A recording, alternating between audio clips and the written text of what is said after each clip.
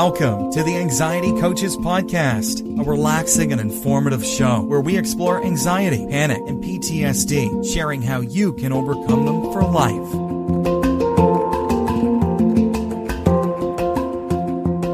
Aloha! Welcome back to the Anxiety Coaches Podcast. I'm your host and coach, Gina Ryan, and I am so happy to be with you again today as together we can consider the many ways to bring your mind and body back to its natural peace and calm. In today's episode, I wanted to talk to you about finding peace during uncertain times. If you are feeling uneasy about the future, you are certainly not alone. Rates of depression and anxiety grew more than 25% starting in 2020, according to one global study.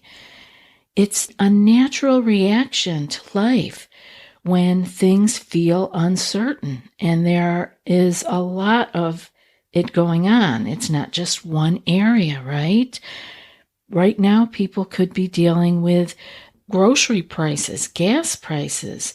Some people are having retirement savings issues, and there are headlines in the news that are enough to make you take pause with climate change, pandemics, and war. And if you were listening to this a long time from when I recorded it, there will be more things or different things. It is life. We can't control it and make it all even. It just doesn't come that way. It comes up and down, and we can handle it because we can learn to find our peace. You probably have limited influence over most of these events that I was just mentioning, but you can always control and learn to control better the way that you respond to these things. So this is what I mean by being able to find peace during challenging times. Finding your way to respond in a manner that is good for you and your life. So there's obviously things that we can do to take care of ourselves, right? We can have some self-care that we talk about here often, different ways that we can take care of ourselves. So let's review some of those that we discuss here. Eating healthy. I'm going to do eventually a whole episode on eating healthy and what I see is beneficial to eating well when you are anxious. But for now, we're going to say, give your body the energy that it needs. So what we do with food is nourishment. And one of its nourishing qualities is the energy that it makes available for us. So choose delicious whole foods, rich in our essential nutrients and fibers. Aim for fruits and vegetables every day. And limit the things that you can take out are things like added sugar, added salt, and saturated fats. These are, of course, common things, and I'll get more into detail when I do a whole episode on it. But I want you to not just give it lip service. I want you to work on this. And I always like to add things in first. So add in those fruits and vegetables, and maybe you will crowd out some of the other less healthy items that you may have been consuming. Now let's move on to exercise. Again, these are things that we have talked about, and you may yourself even be paying lip service to, but we want to incorporate these into our life so that we can reach our own peace and calm. Research shows that working out can be as effective as antidepressants for some patients. So find a variety of activities that you enjoy and things that you will stick with. Now, going outside, you get extra bonus points for that if you're exercising outside, because even if it's cloudy, you are still getting light from the sun. The brighter it is, the better, but if it is better than being inside under house lights. So pay attention to your exercise and you get extra points for going outside. The next piece is our sleep. Now, people talk about getting 7 or 8 hours of sleep, but you know what? If your body needs 8 or 9 hours of sleep, then give it those 9 hours. This is very individual, and we always think we can get away with less. Now, lots of circumstances out there where we can't get the sleep that we need at this time. That's okay too. And what you want to do is make sure that you are then getting in your meditation, which can really be good for your brain when you are not getting enough sleep. So that's an extra reason to meditate, as if I didn't have enough for you already. And if disturbing thoughts keep you awake at night, please try the idea of writing in a journal before you hop in bed, only a couple of minutes. Write down things you're thinking about so you don't take them into your sleep time with you. That way you can at least think you did something for those nagging thoughts. You paid a little attention to them, and now you are going to let them go so that you can drift off to sleep and deal with it in the morning. Nothing you can do about it at night anyway. The other pieces with sleep are caffeine and alcohol. Now, I would ask you again to eliminate caffeine completely. You can have decaf of whatever drink it was that you were enjoying. Just get the decaf version. That will normally be enough less caffeine to be okay. There are very few people, but they're out there, that don't even do well with decaf. So I doubt that's happening for many of you, so try going to decaf first. I'm a coffee drinker too, so I get it. There are tea drinkers that I think they are even tougher nuts to crack than the coffee drinkers when it comes to letting go of caffeine. So, all right, guys, you've heard it again. Let go of the caffeine. But the less common one is letting go of alcohol. Many times we don't realize that the alcohol gives us a sense of relief. We get a little numbing effect. That's what it does. It's numbing your brain. And that feels good in the moment when you've had a tough day. But there is a rebound effect, and you don't sleep as well when you have alcohol in your system. So that is really causing you stress in the long run. So if you can let go of the alcohol too, I would highly suggest it. And one of the nice things that we can do for ourselves is to take a warm bath or a warm shower about an hour before we're ready to go to bed. And then when we are laying down, we are relaxed and our body is cooling down. The body wants to be cooling down when you're falling asleep.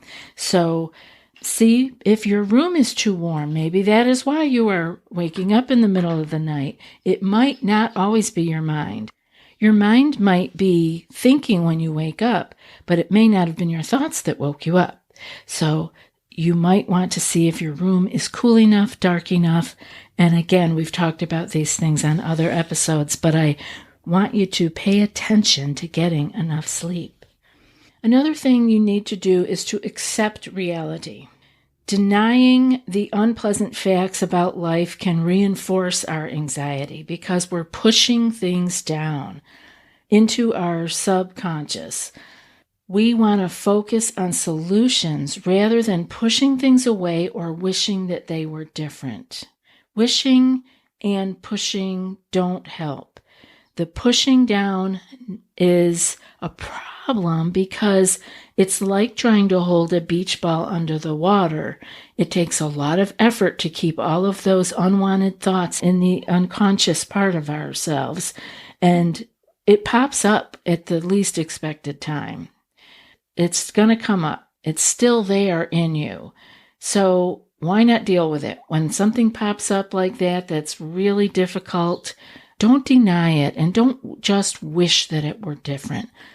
See if you can focus on making solutions rather than using that energy to just push it away or wish for something different. I know that positive thinking gets a bad rap sometimes, but looking at the bright side of life can really help us get through some difficult times, and it helps us to cultivate our gratitude. So search for uplifting news. I get one in my inbox that I try to read now and then called Nice News.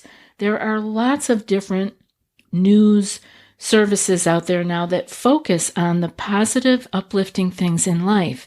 And that could actually be a nice thing to read each day. Maybe instead of reading the regular news headlines, things you cannot control that are actually disturbing and uncomfortable. And if there are things you need to know about, I think you will still know about them. Somebody you know will clue you in. But reading over and over again about the horrors in life, again, we don't do well with them when they just sit in our imagination.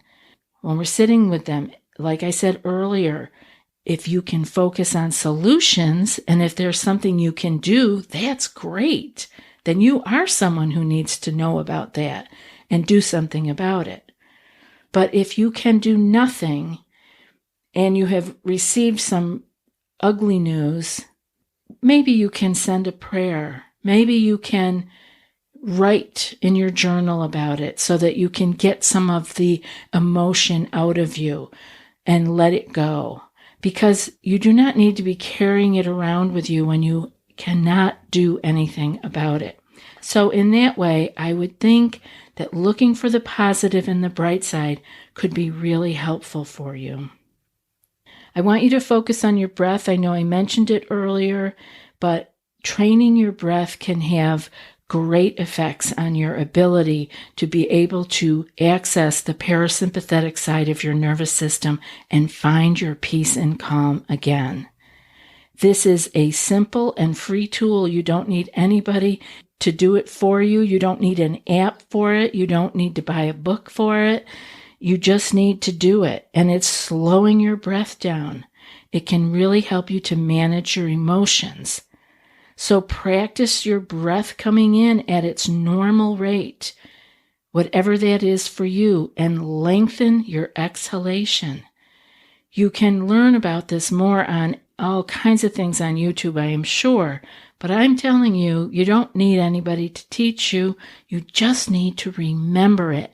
That's why I mention it here over and over again. Breathing made a huge difference in my anxiety. When I discovered that my breath was playing a part in how anxious I was feeling, I felt like I had just gone to the moon and come back again. It was unbelievable, but it was true. My breathing, my fast, shallow breathing was causing me to stay in the sympathetic side of my nervous system. And I was flooding my body with stress hormones on a regular daily basis. Learn to slow your exhalations down.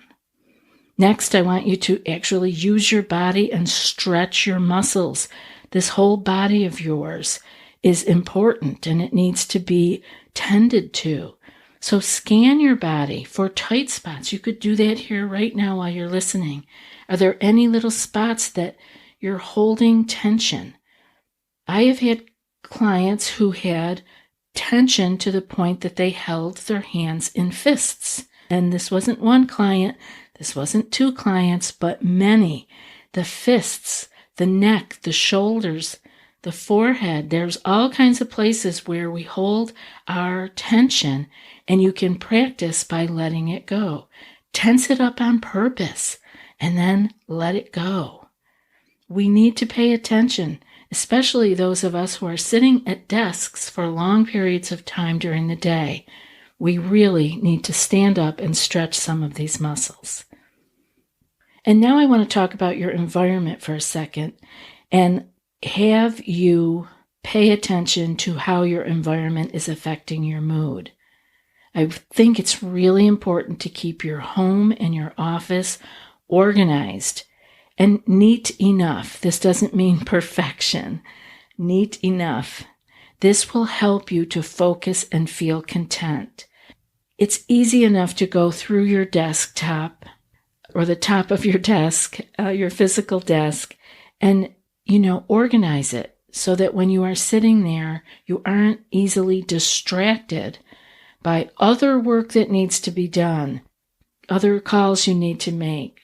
We can just get so distracted, and then we begin to feel overwhelmed, and this is dangerous to the body. The body thinks that this is dangerous. We're in danger when we're thinking these things like, I got to do this, I got to do this, I got to do this. We know it's just mundane chores, but that thought triggers the amygdala, which is part of your body, that things are not right and this is dangerous. So that ancient part of our body is not seeing the difference between a tiger coming towards you and paperwork on your desk. We have to use our prefrontal cortex and our executive functioning to tell ourselves, this is what has to be done, but it's okay. It will get done in good time. Or better yet, put that work in different folders off your desk where you can't see it when you're working. This goes for email and all kinds of other things on your electronics too, which I'm not going to get into right now, but clear all that clutter away. Now, we want to be sure that we are also getting the support and care that we need, and that means connecting with family and friends. Make sure that you have not isolated yourself to the point of not talking to people. I have many, many times heard of people, the more anxious they become, the more isolated they become, and the more isolated you become, the more anxious and fearful you become. It becomes a vicious cycle. So be sure to have people that you connect with on a regular basis. It can really keep you floating during the difficult times. Have someone that you can also express your feelings to, whether that's a friend or a coach or a clergy, a therapist, but have someone you can really share those feelings and deep thoughts with. And if you can't do any of that with someone else, please do it by keeping a journal. That will help you. And if you don't want to keep a journal around because you're afraid of someone looking at it or reading it, write it and then rip it. Write it and then rip it. You can throw it away. You can burn it. You can rip it up, whatever. You can get rid of it, but get it out of you. Anxiety just brews when it's running around on that hamster wheel in our mind. Be sure to find something to laugh about. YouTube can be great for that, for smiling and laughing. So please find something that tickles you and watch it. I want you to also, and finally, remember to advocate for yourself. Healthy relationships depend on give and take. So I want you to have reasonable boundaries. And this is with your family. This is with your work. This is with yourself. Hold yourself accountable and have reasonable boundaries. Share practical support and emotional validation, meaning that you are going to share with others what you need and what you expect from them and what you can give. And be reasonable with yourself about this too. We tend to put things on our to-do list that, for goodness sakes, we know we're never going to get to. It's a lot of pressure.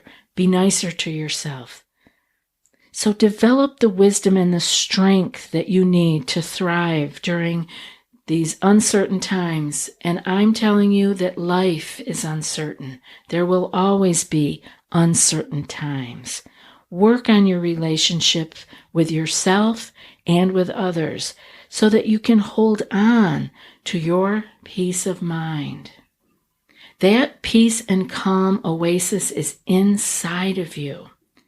And the more that you can go there on a regular basis when things are just a normal day, the more easily you'll find it when life is uncertain and difficult. I hope this show has been helpful for you.